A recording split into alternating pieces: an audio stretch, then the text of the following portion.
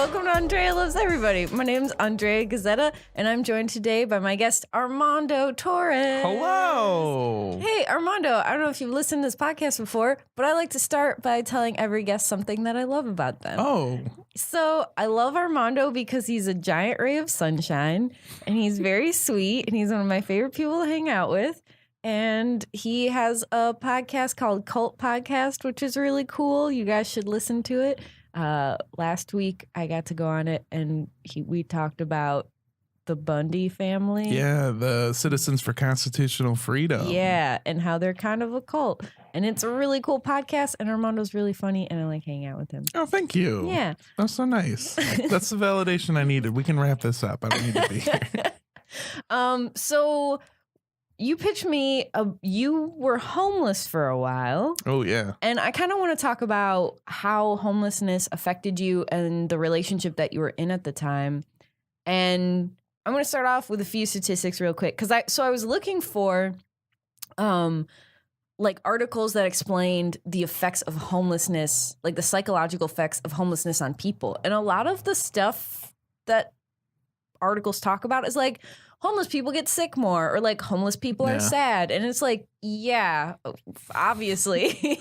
Yes, they're very poor. Who'd have thunk that being exposed to the elements at all times would just be horrible for you? Yeah, but so I was like looking for some statistics, and so I found some just specific Los Angeles statistics. In 2016, more than 7,000 people live in their cars in LA. Mm-hmm. That's why there's so much traffic. Hey, there's some laws that they've been enacting to try and cut down on people living in their cars. Yep. So you can't park for habitation reasons on residential streets from 9 p.m. to 6 a.m., which those laws are going to be reevaluated in July of this year. And another thing is you can't live in your vehicle within a block or 500 feet of schools, preschools, daycare facilities, etc. So yeah, those are, they're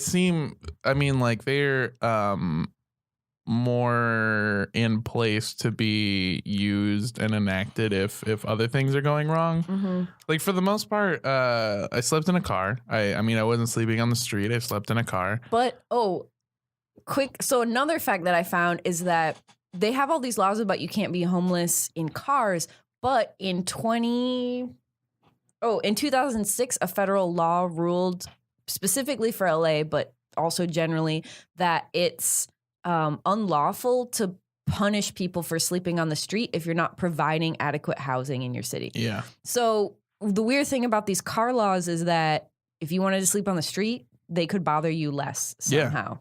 Yeah, they can. Usually, so the laws are one thing, and that's they're in place, and that's what it says. But in practice, there are tickets for homelessness. Did you ever receive any sort of tickets? No. One time I was sleeping in a residential area, which I normally did if I wasn't around Planet Fitness. Hey, is a free plug for Planet Fitness, the official gym. Yeah, the official shower facilities of people who live in their car. If I wasn't near one of those or I didn't feel safe, I would park in a residential area because it's just like a safer vibe.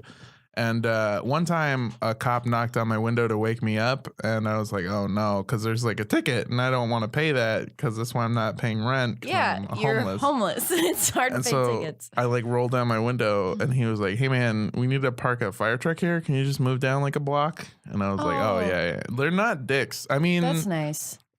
That's not an all-encompassing thing. I'm not saying all of the LAPD is not dicks, but specifically about homelessness, if you're not being an asshole, or if you're not like drinking and smoking publicly, or if you're not being a nuisance, they usually will not bother you. Like I've had cops shine their light inside my vehicle while I was sleeping in a parking lot and then just drive past because like I'm not bothering you, you know? Okay. Yeah, so it's generally just in place to be like if they do get an annoying one, they have precedents to be like, hey, this is against the law. You can't do right. this. Yeah. So if you're causing a problem, then they can do something about it. Yeah, exactly. Just like a lot of the other laws that are on the books. Exactly. Yeah. A lot of laws are, go figure, they're used as try to use common sense. I think my brain broke for a second. Are you okay? Yeah. Whoops. So I want to talk kind of about how you came to be homeless and who you were dating at the time, because you were living in San Diego originally, and you started seeing this gal. What happened? How'd that go? That pretty much wraps up everything. I was in. So I graduated high school, and then I moved with my mom to San Diego. After, is that where she lives now? Yeah, she lives. Yeah, my mom still lives in San Diego. I was, I grew up in Los Angeles County, all over the place. And so when I moved up there, I didn't really know anybody, and I was doing comedy, and I had a job, and I had a really good job. I was working for Lego as a master model builder, which meant that I built, all of the stuff out of Lego, which is something that some people... Are you crying? No. Louis, are you okay? Okay. You're dying?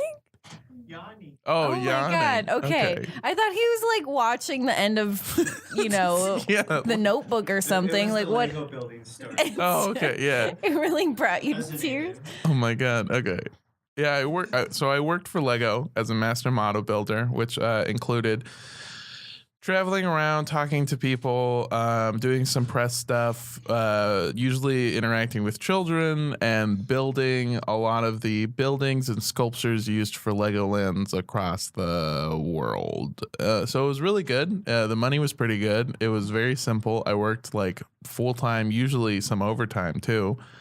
And I had enough to get my own place. And so I was staying in my own place. And it was, some people in LA have seen my old place, and it was like, I kind of got away from the city and I was more in the country. So I rented a room and a bathroom on a private estate that was worth like, I think like $5 million is what they sold it for. It was on the top of a mountain, and it had like this huge overlook over like the entire city that I was living in, and it was just like really awesome. It had this like pool and like an outside area. It was super awesome. That sounds beautiful. Yeah, it was great. And then came my work being like, hey man, this comedy stuff that you're doing is causing you to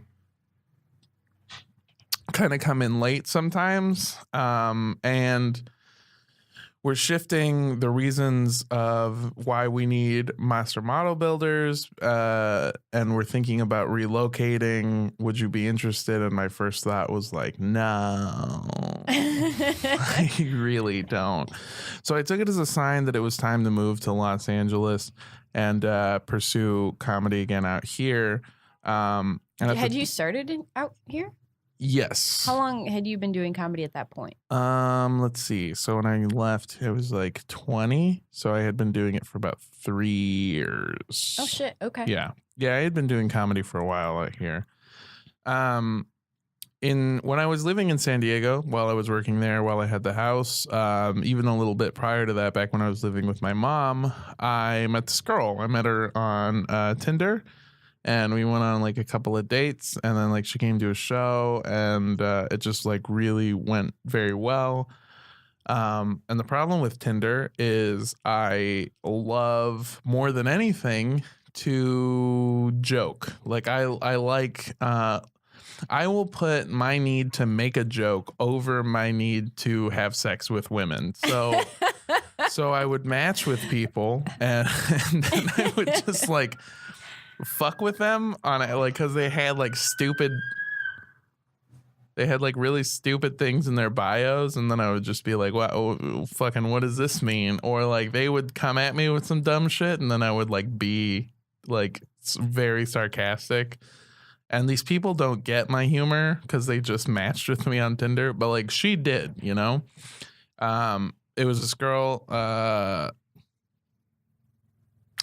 yeah, I could probably just say her first name. It was Alyssa. There's this girl named Alyssa. She's very funny. She got my humor right away.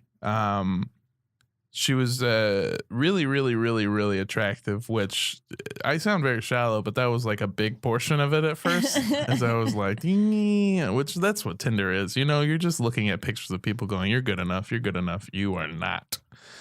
So, so we decided to like go for a hike or something around the city and like look at the ocean and all this stuff because I lived right by the beach. So we did that, and then I think on the first date, and we talked about this later, on the first date we both were like, yeah, this is probably the one. This is probably wow. Hello. Hi, y'all. Yeah, on the first date we were both like, this is probably the one. This is probably the one that is perfect for me. And it was just like this great moment where like we did all these things that we really liked, and we had a lot of small things together. Like I showed up wearing a jacket with a bunch of pins on it, and she collects pins. That's like her big thing, is she loves pins. So it just felt like really good. We made a lot of jokes. We had a lot in common. It was really awesome. It was just like a really great first date. And then we just kept dating and kept seeing each other. And like when I moved into my place, she helped like come over, and we like painted the walls together. Aww. It was really sweet. But then I decided I was going to move, like I said. So then I was like, I don't want to do this long distance shit because I've done that in the past. And How long had you been dating her at that time? At that time, I would say maybe 6 months. Okay. Maybe. And how old were you? I was 20 and she was 19. Okay. I believe. If I'm doing my math right. Maybe not. I think she was 18. She was 18. She was 18 years old. Okay. Yeah. So I'm an old man, you know. 20. I was 20. She was 18. It was this thing. And then this was one of the first times where we had like kind of like a cosmic joke, sort of, in that I had reached out to her, and because like I had been dreading breaking up with her because here's a big thing. I hate confrontation. And there's like, I have since high school just constantly been dating, even up until that point. Like it's just serial monogamy. Like I've always like been dating somebody, you know, it's always been a thing. And so there's times where like I would get out of a relationship and be like, well, I gotta get back. I gotta get right back in. Gotta do it. So then I would find somebody, and then, you know, we would start dating, and then I would like finally get over the person that I was with, and then realize like, I don't like you. And then I just had to like step back. Yeah. So I didn't know how to handle those situations. So I would just I would just stop talking to people and like ghost people, but like ghost people that like I knew and had to see every day. Mondo. Yeah. That's not nice. No, I'm bad at confrontation with people, and that was a big problem. And so like I didn't you're fine. So like I didn't know what to do. So like I had just not been seeing her, but then she wasn't hitting me back up. So it wasn't like normal. It was like she was also doing it to me. And then like I reached out to her. I was like, hey, we should And you've been dating for like 3 months, you said, at this time? maybe 3 to 6 months. I do not remember at this point. Okay. This is the good times. This is the time where we just started dating, seeing each other. Everything was going well. It was very simple, you know. It was very nice. The simpler times. And so like I told her, hey, we should meet up. I gotta talk to you about something. And she was like, okay. Yeah, I gotta talk to you about something too. And so we made an appointment. An appointment? Yeah. I guess not a date is an appointment. No. Well, when you like plan you're getting your teeth drilled. when you plan to break up with somebody, it's not a date anymore. I guess that's true. You can't be like, hey baby, you want to go get some sushi? And also, I'm gonna break your heart. So great date. Yeah. Oh boy. So like I like call her receptionist. I schedule an appointment. She decides that we should meet in like a public place. And I was like, this is weird. This has never gone this easily to break up with somebody. And so like we go to the appointment. Keep calling it that. We meet up, and I basically just come right out, and I'm like, here, I'm moving. I'm moving from San Diego to Los Angeles to go do comedy. This is a thing. I don't like long distance, and I think that we would both be better if we just ended it right here. And then she just sat there in silence for a little bit and then went, so here's the thing. I'm moving to Los Angeles because I just got accepted into USC. So I'll be going out there for college, and I don't really want to do this long distance. So I decided that it would be best to break up. So it was like this, like I said, like kind of a cosmic joke or what we took as a sign at the time of just being like, oh, well, then this is meant to be. Because really the only reason I'm breaking up with this person is because I'm moving to LA, right? And not because there was something in my brain telling me that I shouldn't be with this person. Nope, not at all. So we were like, well, since we're both moving to LA, let's just stay together. Don't you think, though, that when you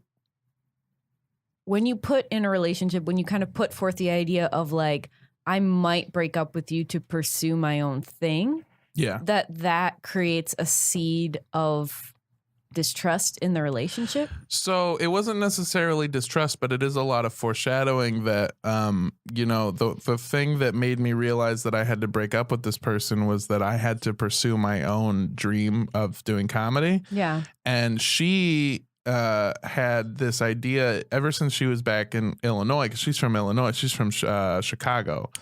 Dope. Oh, now you associate yourself more with this person. I mean, clearly almost the same person. No. Exactly. Except for pretty much everything. Totally strangers and never met this person.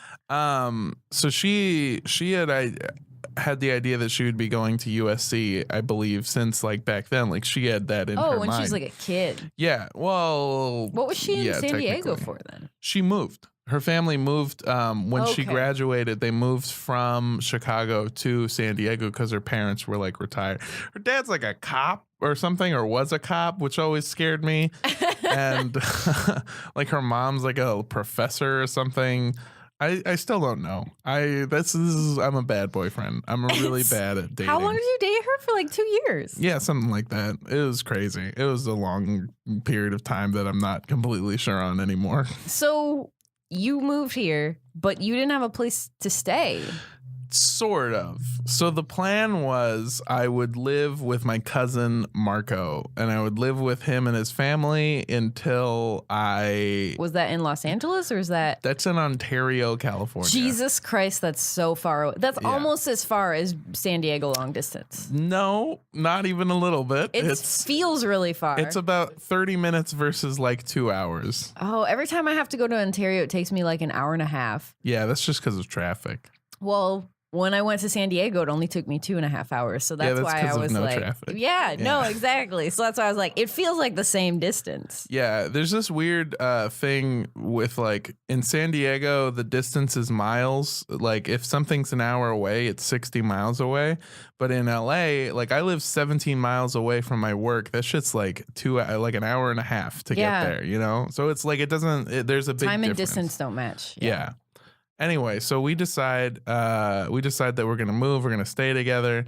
She's like, I've already put it forth into the universe that like I would do anything for my dream, which including like breaking up. And she was like, well, I have this idea of what my life should be like, and I will do anything to get that idea to come to fruition. So you both have, in a way, you're both writing stories of who you want to be, but those stories don't necessarily match up. Yeah, exactly.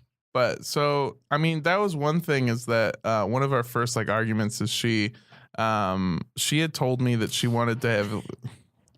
I made a face and fall right when he's taking a picture. I'm sorry, go ahead. No, it's fine. We had discussed this, and I had kind of disagreed. Is that she said that she wanted to have like kids, like multiple kids, and then like 20? She wanted to have like 5 kids. That's a lot. That's so many kids. You have to get a bigger car for that many kids. And like That's a bigger. You have to get at least a bigger vagina to have all those kids, I think. Or is that what you're talking about? The kid car. The kid car. That's what I call vaginas. That's what I call vaginas? Hey, baby. Let me get inside your kid car. I think it's called a koozie coupe. That's funny. That's Now that's wrap it up. We're done. That's comedy. A coochie coop? Okay. That's good.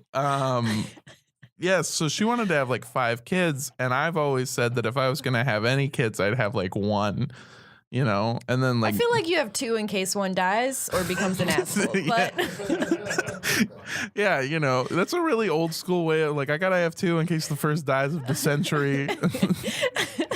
it's like Oregon Trail rules. Do. Hey Andrea, what's your baby's name? We don't name them until they're 2, until they've proven they have the will to live. We don't name them so you can throw them in the river. They can get to the other side. And then their name is just River Boy. Yeah, so we name them after whatever natural disaster they can survive. These are my sons, River Boy, Earthquake Boy, and 2016 Election Boy. Badoom. Yes. Anyway. So she wanted to have like 5 kids. I've always thought like I was going to have like 1 kid if I was going to have any kids. She wanted to get like married. I have a complicated relationship with marriage. That's fair. Yeah, my grandparents on my mom's side got divorced. My mom when they were like old, right? Older. How old were they? Not when I was alive. Okay. Before that. They had always had the story that I know with my grandfather and my grandmother is that it was like a very strained relationship. And was it abusive in any way? No. Okay. No. Well, no, because like sometimes that's a thing. Is like yeah, no, it wasn't. My grandfather on my mom's side was a wonderful man. He was one of the people that I was closest to most because I didn't have like a father figure growing up. Right. My dad's kind of a piece of shit, but my grandfather seemed to be kind of a really good person, especially when I was around, you know. And there was that other thing is that like I've always this is so douchey to say. I've always like brought joy to my family because I was born in like a really weird time when I was like a baby. My mom's sister, my aunt, like committed suicide. And so she took her own life, and then like everyone's like real bummed out.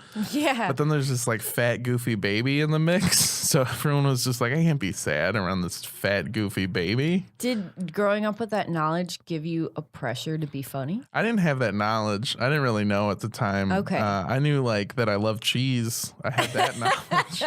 That was my first word according to my mom. Really? Was cheese. That's funny. Yeah, there was like mom, dad, but then like my first like word that I said that I knew what it meant was like I saw my grandfather eating cheese and I was like, cheese. And like I just kept saying it until they gave me cheese. You and my dog have the same priorities. Yeah, cheese. But so like my mom's always said that that's been like a huge part of me growing up is that like, you know, there's this baby and everyone's sad. And then like my grandfather wanted to be like better for his grandkids because there's me and then there was my aunt's two kids as well. I have Did two your cousins. grandparents raise your aunt's kids then? Not them. Okay. They're Did they have a father that raised them? not. So I'm sorry. This is like no, it's fine. So my cousins were raised. I have a burp stuck, which comes with drinking beer Do you at want to 11 take in the 2 morning. seconds? Nope. Do you want me to burp you like a baby? Yeah. Can you? Oh. Oh, one more time, Andrea. Oh, Paul's got it. That's for the gram. Big fan. Gram. Big Oh my fan. god. This is Anyway, so I'm glad I could get burped by like a baby. That was good. That felt good. you are like the most giant baby I've ever seen. Like every time, like I was writing roast jokes for you, and I'm just like, he's just a giant baby. Like he's just, Yeah. I was writing roast jokes for you, and I was like, she's just like a very small babysitter. That's all she is. That's like us hanging out is like it's like the baby from that Miyazaki film. I think when we've hung out before, there's been one time where like I asked you permission to do something. Yeah, I think you asked me permission to hug me or something. Oh yeah. That sounds much creepier. I meant like I asked. I was like, "Can I get this pancake meal?" And you were like, "Why are you asking me?" Oh yeah, I forget about Yes, you can have as many strawberries as you want. They were good. sweetheart. That was a good waffle. That was Change my dope. waffle.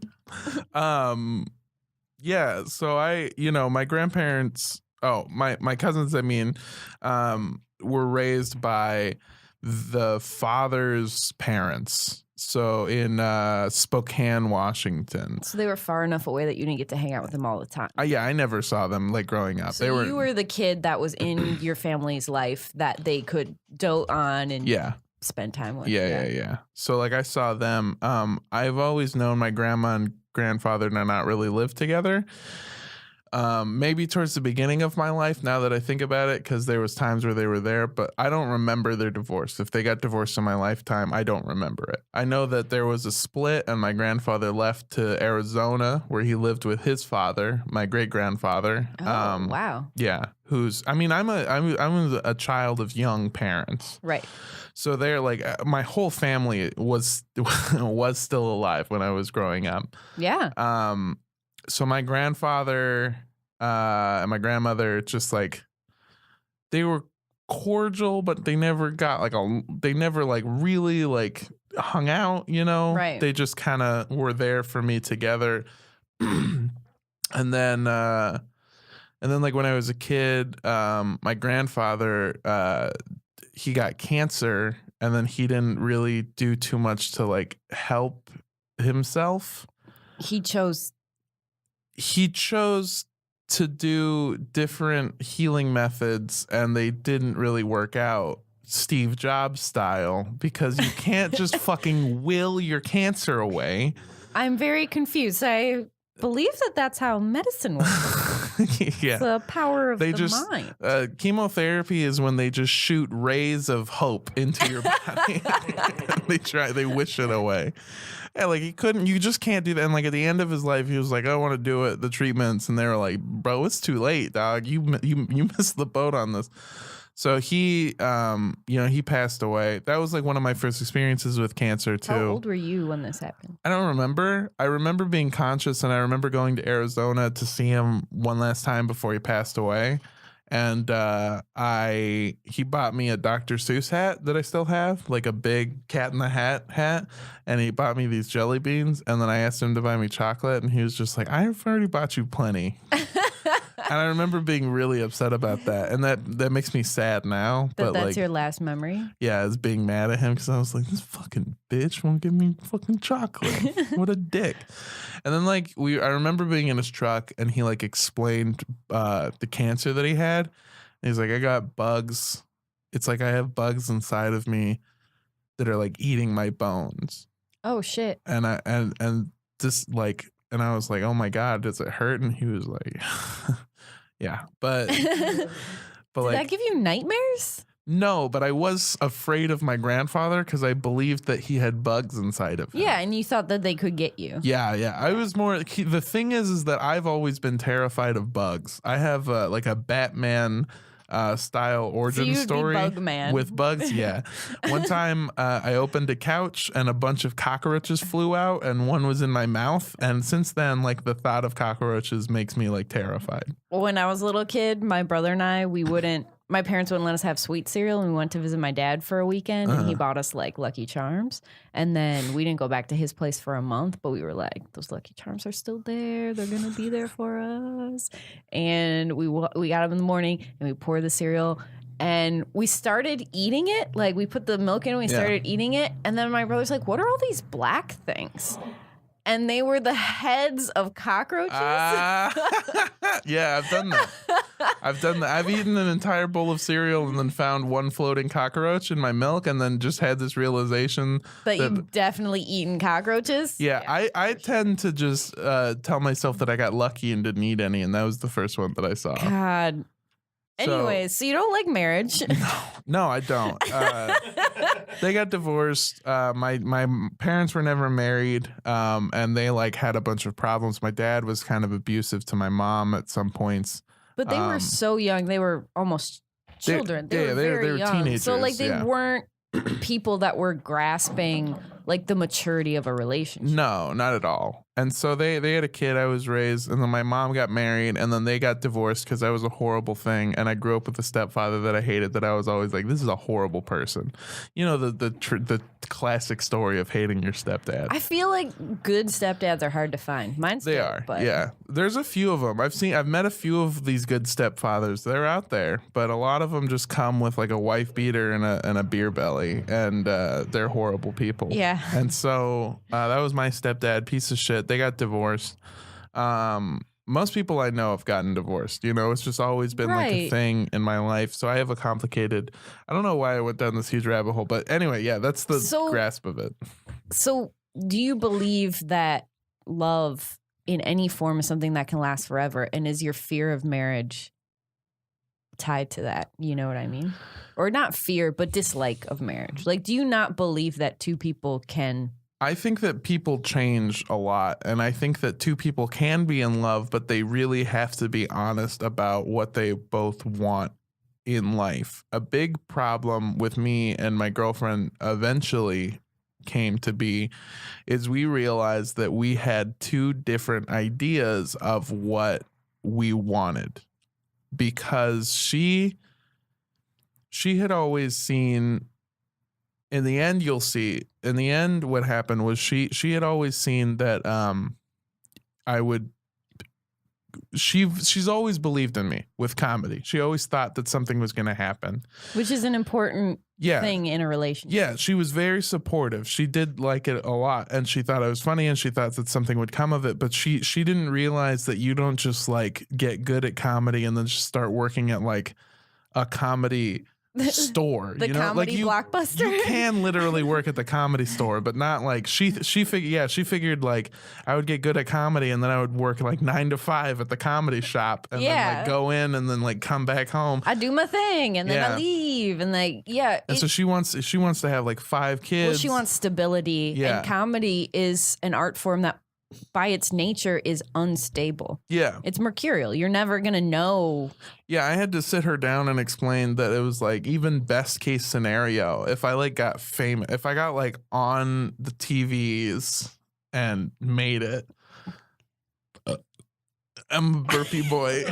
I'm a very burpee boy. I've had 2 I things. hate you so much. I've had 2 things today, and it's beer and pizza, and it's very early. So I had to explain to her that best case scenario, I like make it, and then I'm gone for like 6 months out of the year, where that's how you make your Right. money, going on the road, and then like I'm back for a couple months, and then she so we realized that that's not gonna work. You know, it's not. Yeah, for sure. I think that comics that have had like successful relationships are with women or their partner is someone who's independent Yeah. and comfortable with being alone. I think that you have to realize that love is this thing that doesn't. That was the chair. Love is this thing that isn't, that does not solve everything. Love Right. is this thing where it will change your mind on some things, but it won't make everything okay. Because I with this girlfriend, I loved her more than I've ever loved anybody. Like I told you, I dated like I've dated that's always been like a big thing, is I think part of it is a constant need for validation. And I've always dealt with like depression. Like I've always felt like just an innate emptiness inside, you know, that's always been present. It's never gone away. Ever since I was like a kid, there's always been like a need for something and I don't know what it is. And so I've always dated, and it's always felt like good for a moment of time when it starts, when somebody else generally, somebody like smart and attractive that you start talking to goes like, oh, I like you. And then you go, oh, this person likes me. So that means there's like inherent worth to me, because if this person that society hails as better than other people says that I'm worth something, then that means that I'm good. But eventually, But that's unhealthy. yeah. And that'll run out. You know, it's just like any other Well, and addiction. then the problem with that is if you look to that person as your validation, if you have a fight with them, if you disagree, if something happens, your sense of self gets destroyed too. Like you're not just like, oh, we're having a fight. It's like, maybe I'm not worth anything. Well, it's too much. With me, it's not necessarily true codependence because the joy comes from getting these people to see me as good. That's what it's always come from. Do you not feel like you're good without other people telling you? Not really. I mean, are you good without other people telling you you're good? That's a good question. There's a man who lived in the forest for like 16 years and he didn't talk to anyone. And when people were asking him what he was like, they're like, who are you? He's like, I lost all sense of myself. Yeah. Because without other people to reflect back on us who we are and to tell us you're this, you're that, this is how I see you, without the gaze of another, we kind of cease to have personalities. Exactly. You don't need one. You don't. And so it's yeah, sorry, go ahead. No, it's fine. It's just that's what I mean is that like I've always needed that from people. I've always needed somebody to go like, "Oh, you're a good person," because otherwise the default is I just think like, "Oh, I'm a bad person." And so like I need that, which is ironically that makes you a bad person to go out and search for validation that way. And so like I've always done this. And I've done this a lot, and we've made like sort of light on it. But there was like a situation where I dated this girl that I knew in high school that like ended up just escalating, where we were dating. And then I realized that I wanted to break up with this person and she did too. But then we're both like, everyone has told us that this relationship won't work out. So we were like, I love you. I said, I love you. So we can't break up now. Oh. And then we were like, let's move in together. Now we can't break up because we live together. So you're kind of like passing by all the red flags. You're like, this doesn't feel right. Instead of following your instincts and following how you're really feeling, you're trying to hold to an idea of what you should be instead of what's really there. Exactly. And that was the big thing is I think everyone's done that though. Yeah. That was the big one. That was the one where I was a kid still, like I was just out of high school trying to make my own decisions, and I was dating this person that I thought was like I was not going to work to see this person, I was like doing all these. Yeah, that's really destructive. It's the one that like broke me when it was over, and then like I licked my wounds, I got up, and then I was fine. And so this person, Alyssa, this girl that I was dating in San Diego, this is the first time where like I really understood like I think what love was, of just seeing this other person and being like, oh, I love this person. Like I love this person. I love doing stuff with this person. My day is better around this person. If something happens to me, the first person I call is this person. And then like my mom, because I love my mom. Obviously. And your bed. Yeah. Okay. And my bed. I thought you said in my bed. And then I immediately said, yeah. And I was like, did I just admit to fucking my mom? Hey, let me get in that coochie car. Coochie coop. Hey. I'm sorry, Mom. Anyway, so she showed me sort of that like I could like love somebody and not like I didn't need this validation from this person necessarily as much as I just needed this person in my life, So like I love this person, but the thing that I love more than people is comedy. Hey girl, hey. So that's validation from a whole lot of people altogether. Yeah, and it's instant validation. Yeah. Comedy is the ultimate form of what I needed, and it's always been a progression of like, when I was in high school, I was in drama. I was in drama because I loved going up in front of people and getting that attention. But I realized that comedy is better than drama because you do like dramatic pieces, and it's like people have to think like, oh, was it good? And then you have to like wait for validation. But like comedy, if you make somebody laugh, it's like that. It's like instant. Right. So then I would only do comedy monologues, and then somebody was like, you could just like write stuff yourself. And I was like, oh, so then like I wrote stuff and like did those, and then that worked. And then somebody was like, hey, you know the improv exists, right? And I was like, what?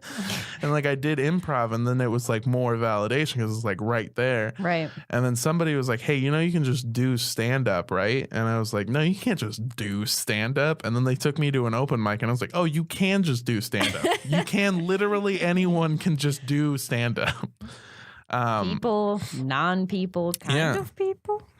People dressed as jokers, anyone Hell can yeah. do it. And so I realized like you can just do this. And in my head, the justification for that was always like people that I know that are famous stand-ups are in like movies and stuff. Mm-hmm. And I always thought like, oh, they're like actors, and then they get all these crazy actor stories, and then they're like, I'm gonna talk about it, and then they do stand-up. You know, I didn't realize that it's like the opposite. Like you do stand-up and then that's how they find you. Dope. So I've always been, has always been searching for validation. And then when I started doing it, I've never loved anything more. Like I love every aspect. I love writing jokes. I love thinking of jokes. I love telling stories to people. I love hanging out with the comics afterwards because it's a bunch of people that are very similar to you.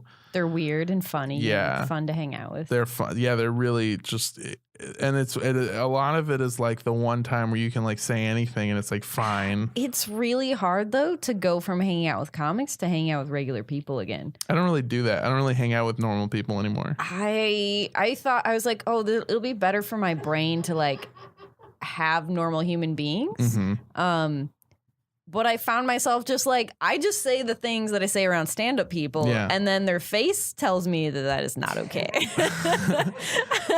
Like I'm just like too open and forthcoming about like how I feel. Like I'm just like totally honest with people, and they do not like it. No, they don't. Yeah, I hung out with normal people the other day with my cousin and two normal people, and like it's like two girls and two guys, so it was kind of like a double date thing, right? And so we're like hanging out, and we're like going out to get drinks and stuff, and then I'm just like fucking cracking jokes the whole time, and like I'm cracking like stand up, like real sarcastic, like like I'm doing bits to these people. Yeah, I'm not like running my jokes. I'm like just in the moment doing bits, and every time I say something, my cousin just puts his hand in his head and just goes, "Shut the fuck up, bro." Just keeps getting mad. Oh no. It's like I keep doing all of these stupid things and then like I realize that like I can't turn it off around normal people like I can around comics. Like growing up, my parents are it's like hanging out with stand-ups. Like they're just really inappropriate. They say horrible things to everyone I bring home that make people so uncomfortable. So like I felt like when I started stand-up, I was like, oh, I can be around these people like I am with my family. Yeah. Like finally. It felt so good. Well, I think that's what it is. I think most people are like that with their family. And then when you do stand-up, it's just very open. Like stand-up comedians for the most part are very like open to just talking about who they are. I mean, that's all they really want to tell is who like they are. And they also like, I mean, I feel like it's one of the only groups of people where you can just walk up and say anything, no matter how terrifying, and it'll just be like normal to say. Like it won't even be the worst thing that somebody said that day. Like if you showed up to an open mic and you were like, "What's up, my faggots?" Like it's not even the most offensive thing said that night. You know? That's 100% true. So I kind of want to bring us back. Yeah, sorry. I completely derailed. I know, totally. It's that's what I love about hanging out with you though, is we just go on these tangents. It's fun. So you're hanging out with Alyssa. Yeah. She has this idea of who you should be and what your life together should be. Yeah. And then you start living in your car. Yeah, I started she met me. This is where it gets fucked up. She had met me as a guy who had a really good job, who was very responsible, and it's kind of shitty to give yourself this adjective, but I work really hard whenever I need to, because like I put a lot of pride into whatever I do. You do. I mean, you work really hard on your podcast. You work hard on your jokes. Like you're clearly on the grind. Yeah. If there's thank you. If you can't have pride in your work, then there's like really like that's the thing. Is like I need whatever I do to be good. So I really do put a lot of effort into it. So she met me when I worked somewhere and like had my own place and like did all this stuff. And then I moved to LA and was like, I don't want to get a job. And she was like, oh, well, how are you going to pay for like a place? And I was like, I just won't get a place. I'll just sleep in the spare room at my cousin's house. And then my aunt was like, no.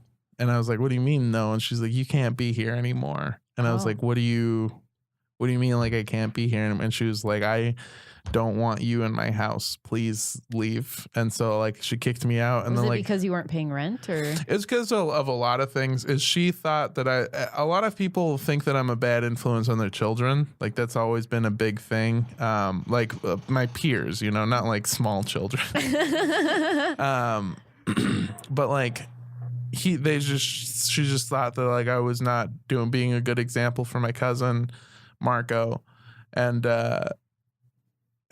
just she just didn't want me to be there anymore. And so I like left, and I didn't know what to do.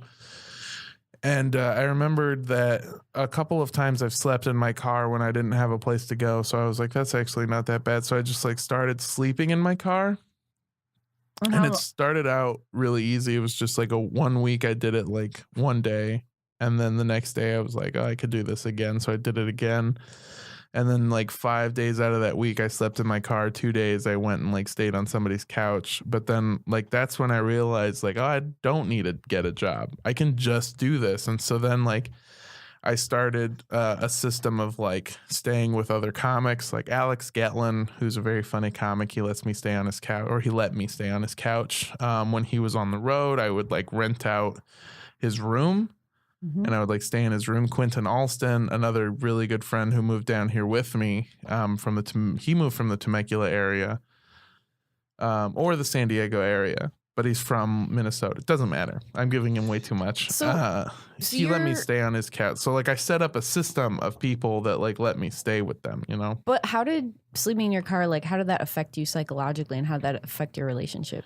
It's really terrifying to do it when you've gone from sleeping in your house your whole life basically to sleeping in your car, because you have to, like there's certain things that I learned after a surprising amount of time. Like you have to roll down your windows. Not all the way, but like just a crack. Otherwise, you know, you can't, like the air you need circulation. You can't breathe.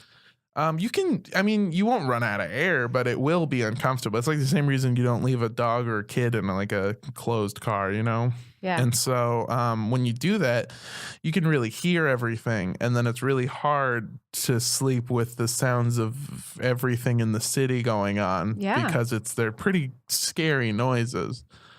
So there's that. There's the fact that like you can't get comfortable. And like I'm a big old boy. You're like 6'4"? Yeah, it's 6'4", 6'5". Damn.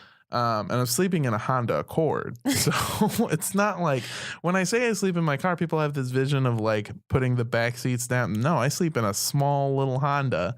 And so like it's very uncomfortable. It's bad on your bones.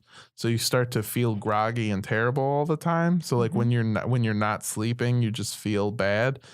You don't have anything to do in the daytime anymore. If you don't have a job, you have nothing. So I would go to like a Starbucks and stuff, which meant that I was relying only on comedy, which kind of puts your mind into always like a work mode. Like you're always like, what is work? What is next? What is next? What do I have to do? Right. You don't have any sort of stability or like... No, you don't. And you also, that's another thing too, is that like a big thing that you're supposed to do to help fight depression is have like a regular sleeping schedule. Yeah. Obviously don't sleep in a goddamn car. Well, no, but I mean like to fight depression, part of the thing about fighting depression is feeling like you're a part of community and you're part of a world that needs you.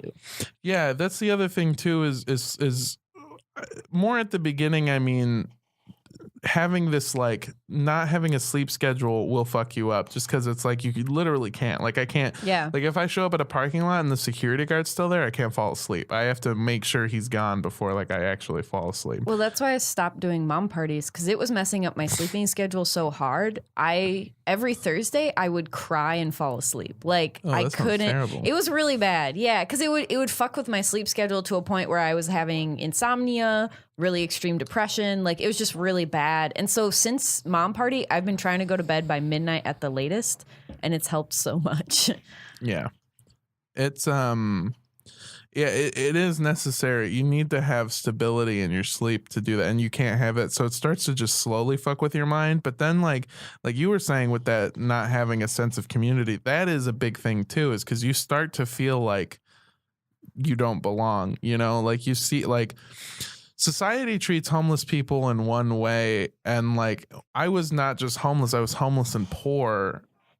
So that caused like a bunch of problems. So like I would do sort of shitty things. Like a big tip that I had is you can be in a Starbucks as long as you have bought something, and the Starbucks has free Wi-Fi, it's air conditioned, it's nice, they usually have comfortable seats, it's good. But if you don't have money, you can't buy anything. So what I would do is I would go into the trash outside and I would pick up a coffee cup, and then you just bring the coffee cup inside and say, hey, I'd like a 50-cent refill. So you basically just dig through the trash and then lie, and then they'll give you a refill, and then you can just stay in there all day. And if anyone goes, yeah, you can only get a refill if you've been here, then you just go, nah, Megan told me I could do it. And then there's always a Megan that works at a Starbucks. There's always, every Starbucks has one. That bitch has Ugg boots and we know her. Yeah, exactly.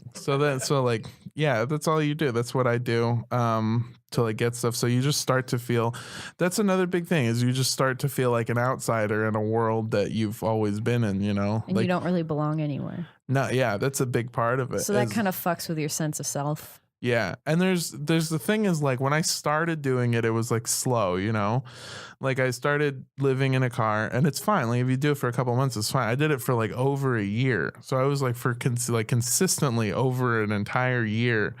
I just like became more and more angry, and like I was like really relying on alcohol and marijuana a lot. I like stepped up smoking cigarette like a lot. Like I already smoked cigarettes pretty heavily, but like it really stepped up to like sort of covers. I don't know, like it feels good to smoke, and so when you feel you get bad, a rush of nicotine, and it speeds up your. You know, you kind of like feel more clear-headed. You feel like you can focus more. Yeah. So I don't smoke, but I. Yeah. No. Yeah. I don't do any. That of the is the drugs. scientific. Science. Yeah. But I mean, when you feel bad all the time, you want to do these things that make you feel good, and so oh, sorry. Go ahead. No. It's just, I mean, that's all I meant, is that you don't feel good. So you do things that make you feel good, and then also like at all of this time, like I'm going down a slippery slope of like a self decline, and then this girl was dating me this whole time. This poor girl. Yeah, who is moving through college. Yeah, and she's following very this smart. Societally prescribed path to success and a good life, and all these things that in many ways you're rejecting. Exactly. It's because she's from a very traditional background, and I'm always from a thing of I graduated high school. My mom was like, we know you're not going to college. Like I just never liked school. But you're incredibly smart. You just I mean, I'm whatever. I just don't like schooling is dumb, and I don't like it. And I've always been of a background of the thing that really matters for success is not monetary value, but how you see yourself or the happiness that you have. So like, for example, success for me, if I could just make a living doing comedy, not as a headliner, but just like literally make money doing comedy, I would be happy. That's all I really want. I want to just keep doing comedy. Like being on stage is what makes me happy. So like I can keep doing that. But she has this plan where she was like, I'm graduating from college early. And then I'm gonna like move to where the jobs are, and then I'm gonna get a job, and I'm gonna like do stuff like that. And then she was already talking to me, like we had a whole argument because she was like, well, there's this job thing that I got an offer from in like Virginia or some dumb fucking and place. You're like, well, I'm gonna be here. Yeah. And then she was like, well, we could like make it work like that. And I was like, remember when we almost broke up because you were gonna be in San Diego and I was gonna be in LA? Why do you think that would work? And so we just started fighting more. And then like I fought with everybody too. That was the other thing, is that I became very like militant, very like angry. about anything. Like Because you're not sleeping. No, I'm not. And you're abusing substances. Yeah, I was a just little more than you should. Yeah, I was getting angry, and I was in a bad place, and I'm just like it's slowly declining, and then like I didn't have a job, so that was another part of it. So I wasn't part of the workforce. I didn't live anywhere. I didn't do all these things for like a year. So you just start to build up this thing in your head where you keep telling yourself like, man, like fuck all these like home full people, you know? Like, why am I home less? They're home full. It's their problem. It's not my problem. So you just get like angry and you see everyone as the enemy. And there's like literally a part because you've made a choice and you're trying to like justify that choice. Yeah. And you're like, I've made the right choice. I still have made the right choice. They're all wrong. Yeah. And a big part of me and needing validation especially is validating the choices that I've made. And a big thing is, always appearing to be successful. Like you need people. That's the LA motto. Yeah. That's everyone here. There's so many people here that don't buy their own food, that don't really have a place to stay, that take selfies in a mansion. Like what? Like what is this place? Yeah, it's so weird. It's really hard to make people think that you're successful when everyone knows that you sleep in your car. It's really tricky. Yeah. So that's like a big part of it. But so she got really upset. My girlfriend at the time, she got very upset because she wanted me to take better care of myself and get a job. Was she worried about you? She's very worried. Yeah, she's very worried. So it came from a place of care. Yeah, but we kept fighting and getting angry, and like I keep going nuclear with stuff. So like we would get into a fight, and then I would just go like, well, then let's break up then. And then maybe we should break up. Is the seed of destruction. Oh, yeah. You can't use that as a bargaining chip because every time if you're fighting with someone, if you say maybe we should just break up, then you're holding the relationship hostage. Like, it's just not, you just can't do that. Well, we've talked about it since then, but I have this tactic that I didn't even know I was using where I would say like, let's just break up. And then I would go like, you know what, here's the deal. I don't want to be with you now, but I know that given some time, I'm going to change my mind and I'm going to try and contact you. So I'm going to I'm going to take myself away from the situation. So I'm not even here. So that means that I break up with them and they get no closure and then they have no contact with me. So there's no way to talk. And then. So everything is in your court and you're totally in control. Yeah. And you are holding their feelings hostage and you're not being fair to them. Yeah. That's really shitty. It is really shitty. But fuck boys, listen up. That's a good tactic to use. You're such a dick. I will fight you. Yeah, it's a really shitty thing to do. And I didn't realize I was doing it until, like I said, afterwards when we talked. But like I was being a bad person. And like I would keep doing that. And then like I would come back and then she would be like, oh, I missed having you so much that like she'll overlook anything. Which is not, so you guys were never like fully addressing what was happening or what was going on. No, we would fix the problem and then we would just do the same things. You know, we would be better for a second and then do stuff like that. But like we had like arguments over the stupidest things, like fundamental issues. Like I don't believe in God and she's a devout Christian. That's always a tricky thing to have in a relationship. I'm just like, if someone's like, I believe it, I'm like, we should not. Yeah. I just can't hang out. We can't do it because it's too much. It always creates problems. It's just sorry, I'm a sleepy boy. It's just like a lot of, I don't know. There's like fundamental like, I don't know. There's little things. It's fine. Yeah. So you live in a house now. Yes. We kind of have to get going. Sorry, I'm sorry. I'm so sorry. I love talking to you. You're my favorite person. No, it's fine. That's great. So you live in a house now. Yeah. Are you trying to date? How did you got an apartment and you've been there for like 2 months?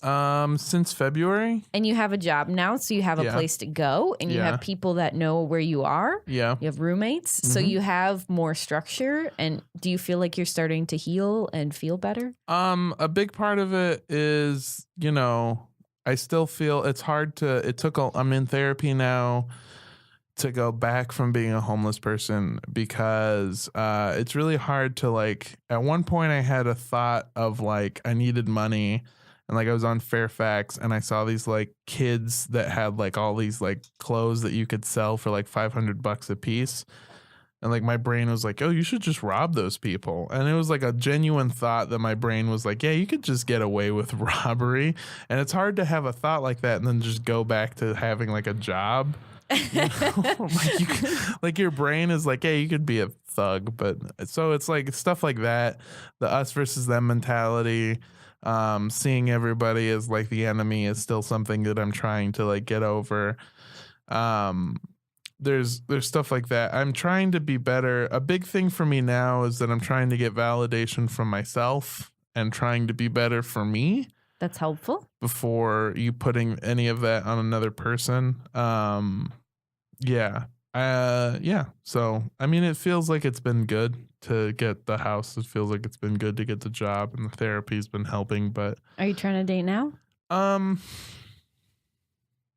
We don't have to talk about it. No, it's fine. I feel like there's going to be somebody that's upset if I say no, but probably not.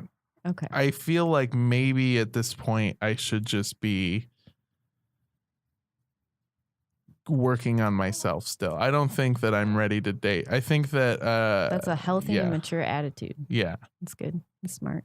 Yeah. I love you, Armando. I love you too. Thank you for coming. Yeah, thank you for having me. So we have to go, but something I like to do.